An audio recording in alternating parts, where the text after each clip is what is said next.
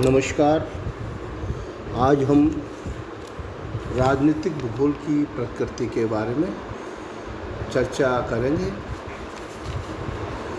भूगोल की विभिन्न अन्य शाखाओं जैसे जनसंख्या भूगोल, मानव बसाव भूगोल, जैविक भूगोल की भांति ही राजनीतिक भूगोल की भी अपनी विशेष शैली है।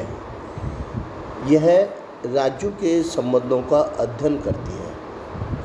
अमेरिकन भूगोलविदा विटलिस ने राजनीतिक भूगोल की प्रकृति को अपनी पुस्तक the earth and the state में व्यक्त किया है। इस पुस्तक में स्पष्ट किया कि राजनीतिक भूगोल पृथ्वी तथा राज्य दो संगठनों के मध्य सन्निहित संबंधों का अध्ययन करता है। पृथ्वी व राज्य संबंध पारस्परिक तथा अंतर संबंधित होते हैं। राज्य तथा राजनीतिक घटनाएं न केवल नैसर्गिक तत्वों से प्रभावित होनी होती हैं, अपितु ये भी नैसर्गिक तत्वों पर प्रभाव डालती है। यह अंतर संबंध स्थानिक तथा कालिक दृष्टि से स्थिर न होकर परिवर्तनशील है। राज्य के अंतः संबंधों का उल्लेख भी राजनीतिक भूगोल में किया जाता है।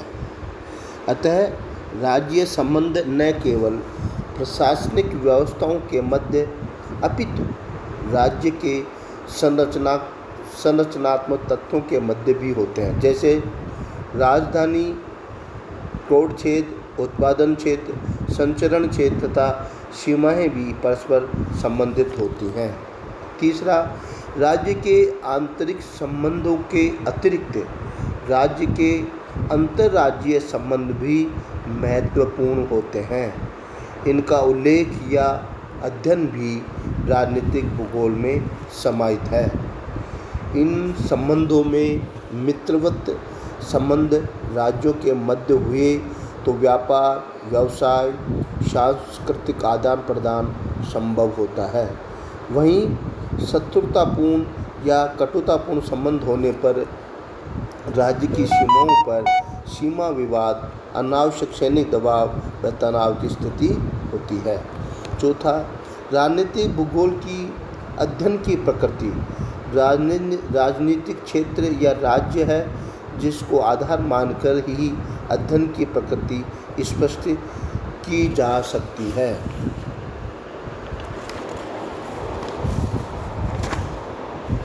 पांचवा है राजनीतिक भूगोल। राजनीतिक दृष्टिकोण से संगठित क्षेत्रों अथवा राज्यों का भौगोलिक पृष्ठभूमि के संदर्भ में अध्ययन है। राजनीतिक भूगोल की प्रकृति का विश्वव्यापी दृष्टिकोण, वर्ल्ड वाइड एटीट्यूड। प्रत्येक राज्य अपने आप में कम से कम सैद्धांतिक रूप से सार्वभौम है, फिर भी वास्तविकता में अंतर्निर्भरता लिए हुए है। राजनीतिक भूगोल के अध्ययन की दृष्टि से राज्य के आंतरिक संबंध महत्वपूर्ण हैं। उसी प्रकार अन्य राज्यों के संबंध भी उतने ही महत्वपूर्ण हैं, क्योंकि राज्यों की अंतर्निर्भरता राज्यों का महत्वपूर्ण अंग है। अर्थात राजनीतिक भूगोल की प्रकृति राज्यों के विश्वव्यापी दृष्टिकोण को अपने आप में समाहित करती है। राजनीतिक भूगोल की प्रकृति परिवर्तनशील है। विश्व के राजनीतिक मानचित्र में द्वितीय विश्व युद्ध के पश्चात तीव्र गति से परिवर्तन आया है। यह परिवर्तन तीन रूप में दिखाई पड़ते हैं।